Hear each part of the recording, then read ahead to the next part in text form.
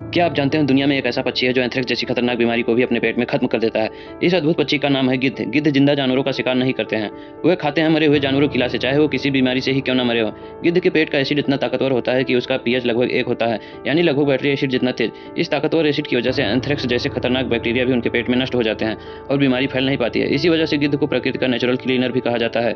जहाँ गिद्ध कम हो जाते हैं वहाँ मरी हुई लाशें सड़ने लगती हैं और रेबीज जैसी बीमारियों का खतरा बढ़ जाता है। इसीलिए गिद्ध सिर्फ एक पक्षी नहीं, धरती का असली सफाई कर्मचारी भी है। ऐसे ही अमेजिंग फैक्ट के लिए हमारे चैनल को सब्सक्राइब करें।